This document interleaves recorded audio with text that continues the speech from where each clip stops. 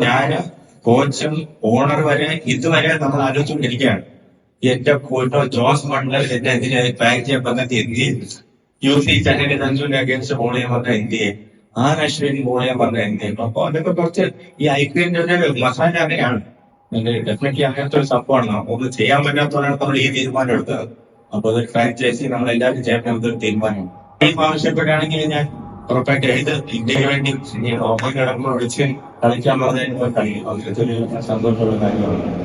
ആശങ്ക മറച്ചുവെക്കാതെ സഞ്ജു സാംസൺ രാജസ്ഥാൻ റോയൽസിന്റെ പ്രധാന താരങ്ങളായിരുന്ന ജോസ് ബട്ട്ലറെയും യുസ്വേന്ദ്ര ചഹലിനെയും അശ്വിനെയും IPL താരലേലത്തിൽ ഒഴിവാക്കേണ്ടി വന്നതിൽ വിഷമമുണ്ടെന്ന് സഞ്ജു. തന്റെ ടീമിനെതിരെ അവർ കളിക്കുമ്പോൾ എങ്ങനെ നേരിടണമെന്ന കാര്യത്തിൽ ആശങ്കയുണ്ടെന്നും സഞ്ജു പറയുന്നുണ്ട്. ദുബായിൽ മാധ്യമങ്ങളോട് സംസാരിക്കുകയായിരുന്നു അദ്ദേഹം. ഇന്ത്യക്ക് വേണ്ടി ടെസ്റ്റ് ഉൾപ്പെടെ ഏത് ഫോർമാറ്റിലും കളിക്കാൻ തയ്യാറാണ്. പക്ഷേ അന്താരാഷ്ട്ര ക്രിക്കറ്റ് കളിക്കുന്നത് ഒട്ടും എളുപ്പമുള്ള കാര്യമല്ല.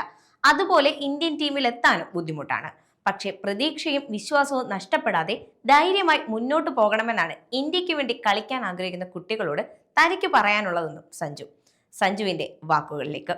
കുറച്ച് എളുപ്പമുള്ള കാര്യമല്ല ഇന്ത്യയിൽ ക്രിക്കറ്റ് കളിക്കുന്ന വെച്ചാൽ നമുക്ക് എല്ലാവർക്കും അറിയാം. അതിന് അത്രയും വലിയ ഫെയിമും അത്രയും സക്സസ് കിട്ടുകയാണെങ്കിലും അതിന്റെ ഫെയിലിയറും അതിന്റെ പ്രശ്നങ്ങളും അതിനെ പോലെ തന്നെ വലുത് തന്നെയാണ്. അപ്പോൾ ഡെഫിനറ്റ്ലി ഒരു ജേർണി നമ്മൾ ഒരു ഇന്ത്യൻ ക്രിക്കറ്റായിട്ട് ചൂസ് ചെയ്യുമ്പോൾ there will be lot of obstacles, there will be lot of issues, there will be lot of negativity coming your end, but don't lose hope.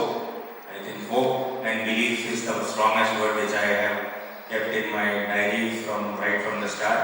And there are lots and lots of obstacles coming in your life. ധൈര്യമായിട്ട് മുന്നോട്ട് പോവാം. എനിക്ക് അതായിരിക്കും കുട്ടികളോട് പറയുന്നത്.